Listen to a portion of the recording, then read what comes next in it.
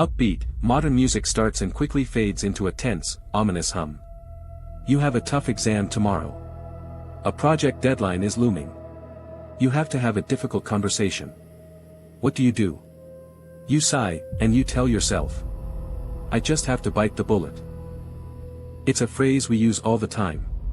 To endure hardship without complaint. To face the inevitable with courage.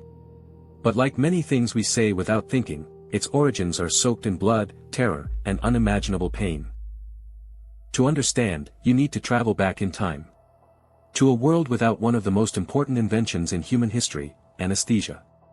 Imagine it. You have an infection. A broken bone. An injury from a battle. You need surgery. There was no gentle countdown from 10. No peaceful drift into unconsciousness. There was only the operating table, leather straps to hold you down, and the blinding, white-hot agony as the surgeon began to cut. In this era, the best surgeon was not the most careful. He was the fastest. Surgeons like Robert Liston became legends, able to amputate a leg in under 3 minutes. Why? Because speed was the only mercy they could offer. But even 3 minutes of that kind of pain is an eternity. A patient would thrash, scream, and go into shock. They could bite their own tongue off, or shatter their teeth from clenching their jaw. So, they were given something to bite down on.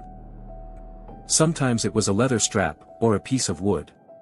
But in the heat of battle, on a makeshift field hospital floor, soldiers were often given the one thing they had plenty of, a bullet. Specifically, a lead bullet. Lead is a soft metal.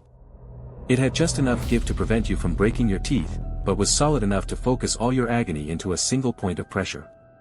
You would bite. You would bite down with all of your strength, the soft metal deforming under the force as the saw cut through bone. It was a crude tool for an unspeakably brutal purpose. It didn't stop the pain. Nothing could.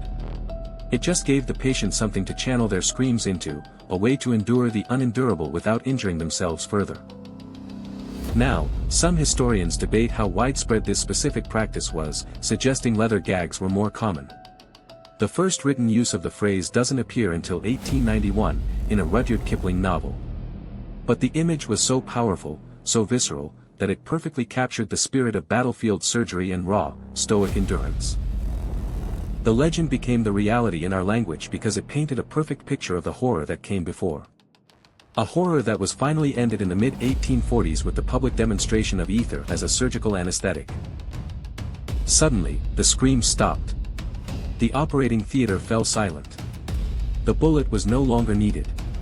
Medicine could finally become a practice of healing, not just one of brutal, desperate survival. So the next time you hear someone say they have to bite the bullet, remember what it really means. Remember the cold dread, the surgeon's saw, and the small piece of soft lead that was the only comfort in a world of pure agony.